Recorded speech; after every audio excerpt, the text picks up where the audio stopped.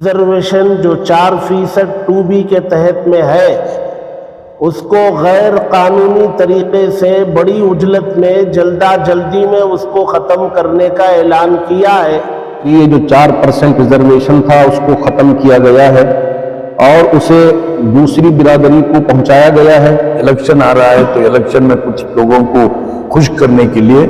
ہمارا 2B 4% نکال کر دوسروں کو بانٹا گیا ہے۔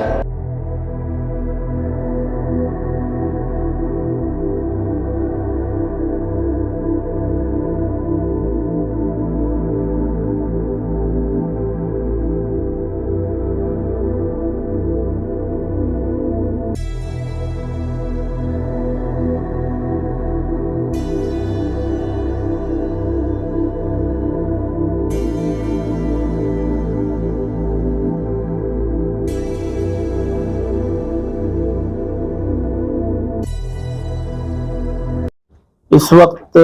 دارالعلوم سبیل الرشاد میں حضرت امیر شریعت دامت برکاتہم کی سرپرستی میں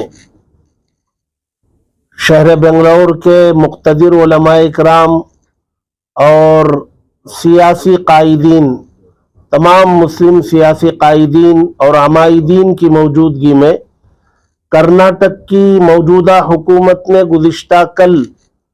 مسلمانوں کو زمانے دراز سے ملا ہوا ریزرویشن جو 4% 2B کے تحت میں ہے اس کو غیر قانونی طریقے سے بڑی عجلت میں جلدی میں اس کو ختم کرنے کا اعلان کیا ہے، جو کہ غیر قانونی ہے۔ اور چونکہ انتخاب قریب ہے تو اسے ایک سیاسی ہتھ کنڈے کے طور پر بی جے پی حکومت نے استعمال کرنا چاہا ہے۔ ہم حضرت امیر شریعت صاحب دامت برکاتہم کی سرپرستی میں علماء کرام، سیاسی قائدین اور عمائدین اس کی پرزور مذمت کرتے ہیں اور کنڈم کرتے ہیں، اور انتخابات کے پیش نظر جو سروے رپورٹس ہیں ان کی بوکھلاہٹ میں کیا گیا ایک قدم ہے ان کا، اور چونکہ یہ غیر قانونی ہے اس کا پورا جائزہ لیا گیا اور اس جائزے میں یہ طے ہوا کہ انشاءاللہ قانونی لڑائی پوری طریقے سے لڑی جائے گی اور اس کے انجام تک اس کو پہنچانے کی کوشش کی جائے گی۔ ایسا نہیں ہے کہ اتنا بڑا قدم یہ اٹھا لے اور یہاں کے مسلم قائدین، عمائدین، علماء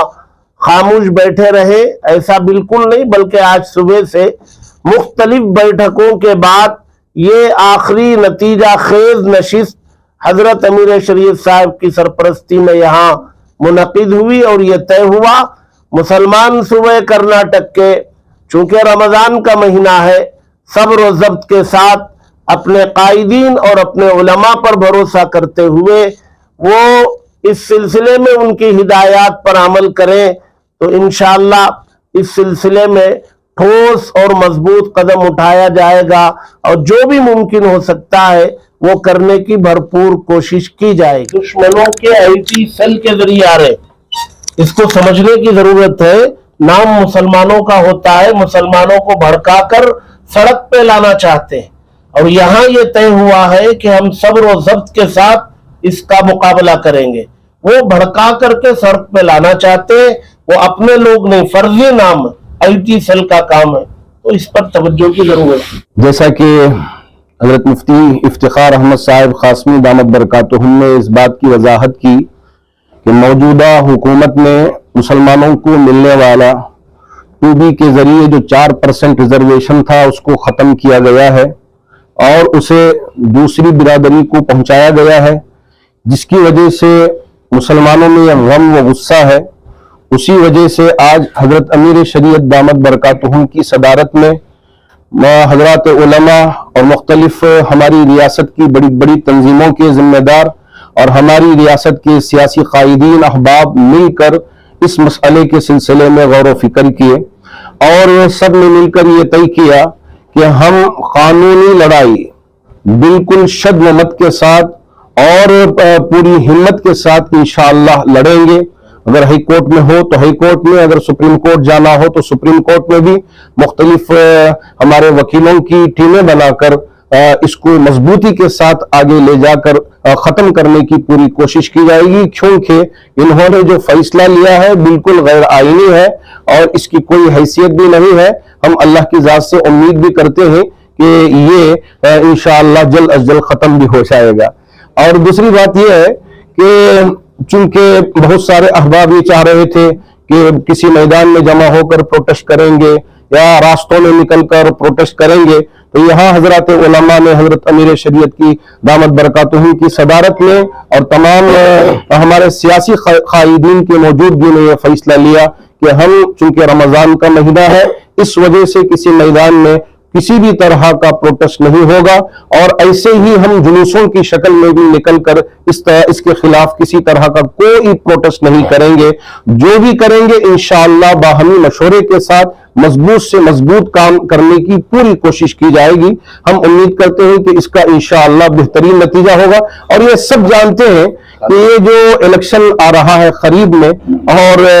جو سروے آ رہے ہیں اس کی وجہ سے وہ سوچ رہے ہیں کہ وکلی گاہ اور لنگایت اور مسلمانوں کے درمیان میں اختلاف بڑھے گا تو فائدہ پہنچ سکتا ہے، لیکن اللہ کی ذات سے امید ہے کہ ہم ہندوستانی ہیں، ہم آپس میں انشاءاللہ بات چیت کے ذریعے ان مسائل کو حل کرنے کی کوشش کریں گے، اور کسی بھی طرح اس مسئلے کو الجھنے کے لیے نہیں دیا جائے گا۔ بالکل کہیں کوئی احتجاجی اجلاس نہیں ہوں گے اور نہ روڈوں میں راستوں میں نکل کر کوئی پروٹیسٹ نہیں ہوگا۔ میں ہمارے تمام مسلم بھائیوں سے، ہمارے تمام مساجد کے ذمہ داروں سے، نوجوانوں سے بہت ادب کے ساتھ گزارش کرنا چاہوں گا کہ کوئی ایسی حرکت نہ کریں کہ جس کی وجہ سے ہم کو شرمسار ہونا پڑے۔ ہم پورے صبر کے ساتھ، اور چونکہ یہ مہینہ صبر کا مہینہ ہے، غمخواری کا مہینہ ہے، تو ہم صبر کے ساتھ حضرات علماء کی بات پر ہم عمل کریں اور ہمارے قائدین کی بات پر عمل کریں۔ کچھ لوگ سوشل میڈیا میں بھڑکاؤ کمنٹس کر رہے ہیں، ہم سے کچھ بتا۔ چونکہ یہ مسئلہ ایک کورٹوں کے ذریعے سے حل کیا جانے والا مسئلہ ہے،